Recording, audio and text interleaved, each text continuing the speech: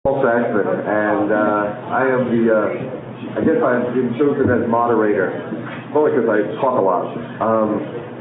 Quickly, my background was that for 17 years, I published Musician magazine for Billboard Publications, and I recently left that employ and started an organization called the Music Resource Group, which is a company that is being built to empower musicians like yourself, and I'm assuming that the majority of you are musicians or work with musicians, and that's why you're here. I think this panel and this entire convention is along the same line. Basically, it's been my perception that musicians have never been allowed or been given information about the industry.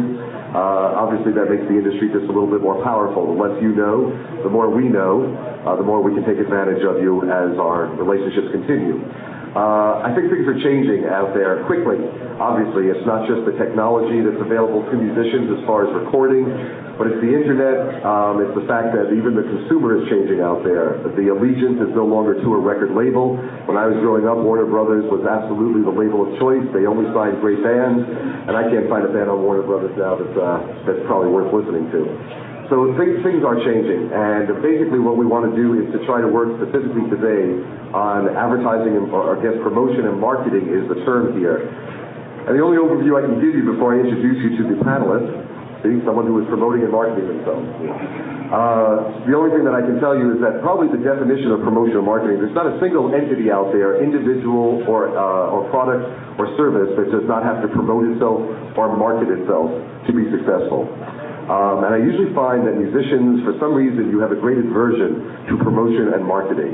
This is not a subject matter that you feel is as important as a great song, or getting together with a great bunch of musicians, or making sure the name in your package is right. And you're really kind of missing the boat just a hair. I think, you know, it's funny, we get a lot of, over the years, I've gotten so many tapes from independent artists, and I always tell them, I know what you're missing on that tape.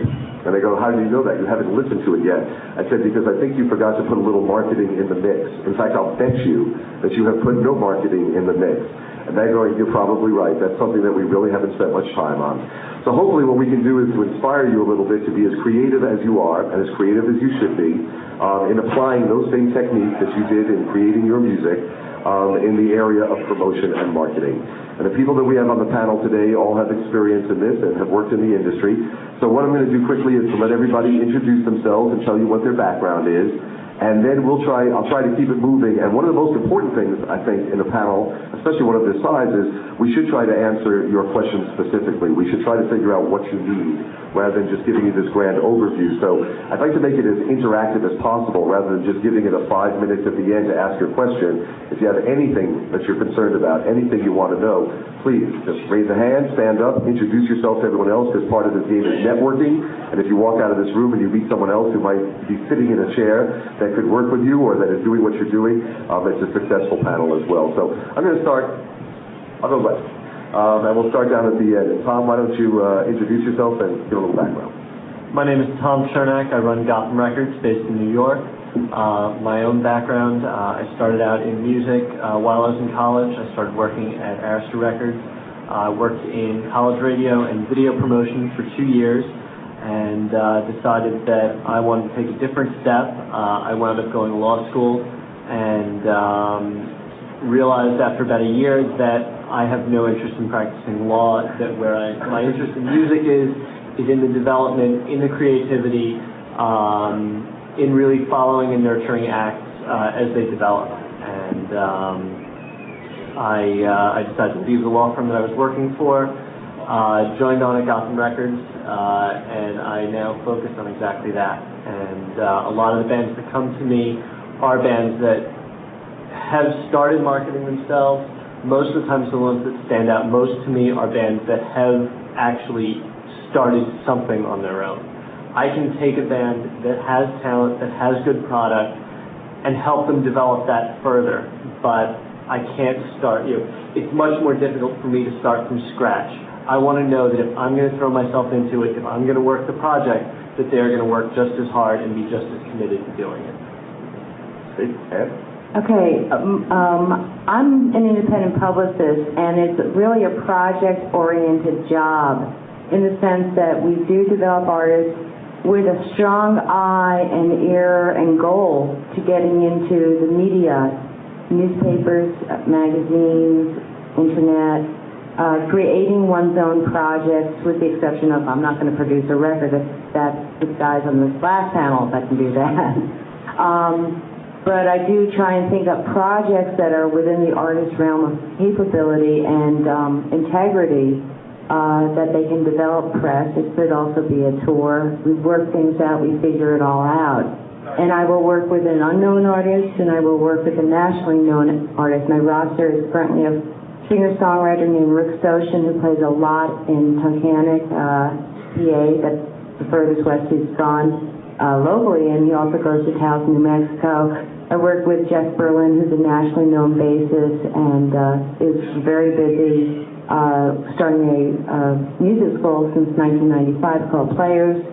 I work with Jessica Toll. We're working on a bunch of projects for 98 and 99 for their 30th year. And I work with a local band out of New York called Static 13, and that's in the music business. And it's real hard, like Tom, for me to take an artist that's new, making a star. No, make yourself. You do have to do a certain amount of work, and I will echo Tom's sentiment all the way. But with me, and probably also like Tom, it is a collaborative effort. And that is what I look for when I work with any project or any artist. And I don't just work in music, I work the whole gamut of lifestyles and entertainment. Fred? Hi, my name is Fred Shade. I'm with A&M Records, and I'm the regional rep in the Atlantic region for A&M. There's 13 of us across country. Basically, I handle all marketing and promotion for the A&M roster, which includes Sting, Brian Adams, Sheryl Crow, Blues Traveler, Soundgarden, Dishwalla, on and on.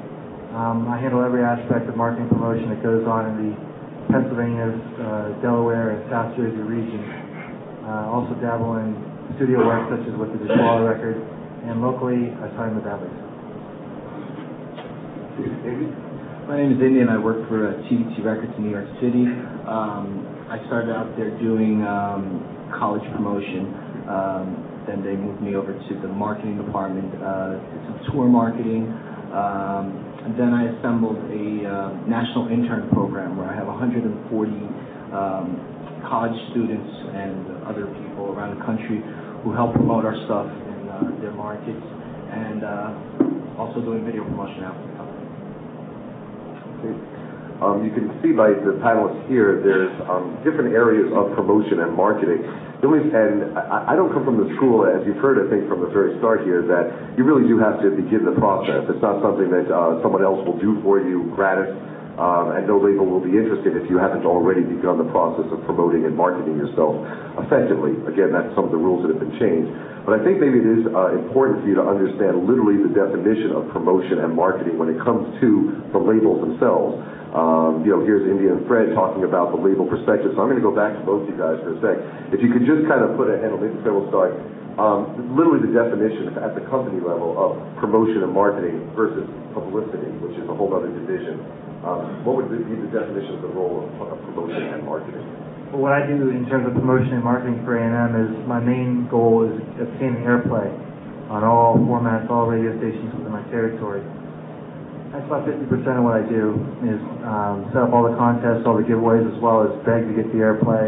And once you get the airplay, beg to get it more until you're totally sick of it, then I've done my job. Also handle dealing with shows when they're in the area, when the bands are in town. I make sure they wake up, set up the interviews, take them to the interviews, feed them, clothe them, let them cry on the shoulder, and get them out of my town. So every aspect of anything that has to do with them comes through my desk. See, so if you're successful at your own level, someone will eventually clothe you and wake you up in the morning. It'll be just like your mother. It'll be like starting over. Starting from scratch. You had mentioned video as well, obviously. Yeah, basically I'm only working at MTV, VH1 at the moment. It's very interesting trying to get something played on that channel, but there's no formula. So, when it comes to stuff like that, throw it out the window. There's no book you can read and tell you exactly how to go about it. It to some extent like what your record might be doing sales wise and airplay wise does mean a lot, but bottom line, they're really like looking for innovative or something different, or they can just like it and they'll play it, you know what I mean, which is usually the case. The areas of concern, obviously, what's just been mentioned, is you have concert or live promotion, for promotion of your live event, radio, and there are different schools of radio, of course. There's commercial, there's non-commercial, there's college, there's different genres of radio, and of course, there's been some incredible success even on, NPR. It's not what your father used to listen to anymore. Some of the more alternative artists who cannot seem to fit a specific commercial genre are finding incredible amounts of success at NPR and the types of programs that are there. And of course, then the one mentioned that Anne's expertise is in the print area as well. Actually, I'm also expertise in TV shows, radio syndication, NPR, things like that, and talk radio, which some musical talents as well can work. So there's a whole spectrum of things. And college radio, sometimes we go after specialty shows. I don't go after rotational radio where they play your song, you want them to add your song to the top 20. But also print media, yeah, big time. And you've got newspapers, you've got weeklies like Mode or Philadelphia Musician, and then you've got magazines like Rockpile, national magazines like Musician or Metal Edge or Alternative Press or Spin or whatever. And daily newspapers, everything else. Online